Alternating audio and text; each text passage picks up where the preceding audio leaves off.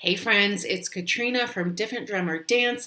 I'm here with day four's material of Body Kind Valentine Week. Thank you so much for joining. This week has been about giving you mini crash courses in body kindness for dancers, how we as dance teachers can incorporate body kind practices into our dance classes to support the overall mental health and well-being of our dancers. So today is day four, and today we are going to talk about a very interesting topic, which is why affirmations don't always work for dancers. This is really interesting because a lot of the times when we're talking about positive body image or positive self-talk, we think, oh, affirmations and positive statements, and those can absolutely work. I love a good affirmation, but they can also feel really weird and uncomfortable for a lot of dancers. So today we're going to talk about why, and I'm going to give you a really great alternative to practicing affirmations and body kind mantras and self-talk with your dancers. Now, as I've been saying this entire week, if you are gung-ho and ready to dive into this material head first, I have two resources that I want to make you aware of. The first is the Body Kind Valentine Week workbook. So this workbook is full of games and activities and printables and worksheets that you can use with your dancers during the week of Valentine's, but also throughout the entire year. February is a great month to start working on body kindness because it's the month of love and care and kindness, right? But really, these are things that we should be practicing with our dancers throughout the entire year. So February is a great jumping off point, and you'll find lots of resources in that workbook. The second thing that you can do is sign up for my free webinar, which is Building Better Body Image in Dancers. It's happening on February 22nd, and it's a great place to start. It's everything that you need to know about body kindness, about dancers developing body image resilience, and how we can do that and support that as dance teachers. So the links for both of those things are below. Please check them out. And I also have another prize to give away. I'm excited about this one. This is from our sponsor, DanceSend, who are committed to providing mental health and wellness resources to dancers and dance teachers. And you are going to learn how you can win a prize from DanceSend when you watch to the end of the video. So make sure you stay with me. I've got one more prize to give away after today, and I want to make sure that you have the chance to win it. So let's dive in and talk about why affirmations don't always work for dancers. Sometimes positive thinking with our dancers and using affirmations can feel like a stumbling block because they feel fake. So if your dance students are like most dance students, they've been thinking a negative thought for probably a while, whether it's I can't do pirouettes or I'm bad at learning choreography, chances are those thoughts have already turned into firm beliefs for them. So when we try an affirmation like I'm the best at pirouettes or I'm great at choreography, our brains automatically reject it because it feels fake.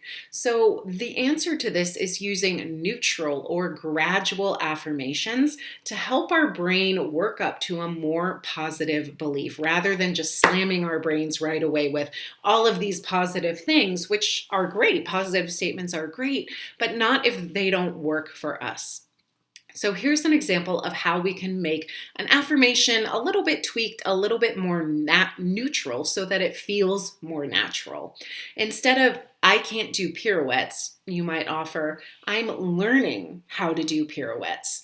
Instead of I'm bad at choreography, I haven't learned this choreography yet. So do you see how it's really small little tweaks, but it can make a world of difference? So if dancers start to repeat statements like this more often, they'll be able to replace those negative beliefs and negative thoughts with the more neutral ones and then start to adapt more positive beliefs. I have a 3 buckets of thought exercise that I want to share with you that I use with my students, and it's a process to help them define and recognize which parts of their inner dialogue feel too positive, too negative, and just right. So here's what you do. You get yourself 3 boxes or 3 bags and you put labels on them that say too positive, too negative, just right. Then you get some index cards or 3 by or post-it notes, anything like that. And dancers just write something that they find themselves saying a lot. They write it on the post-it and then they're going to identify where it belongs, right? And then you can take those that are in the too negative and in the too positive, and you can tweak them either together as a class or you can have your dancers do it on their own. They tweak it to be a little bit more neutral, like the examples that I just gave you, and you start to work with those more neutral phrases. Okay, so that helps them to identify and to manage and to help themselves start to change their inner dialogue and their inner thoughts. Okay, so that's your tip for today. That's why affirmations for dancers don't always work and what you can do instead.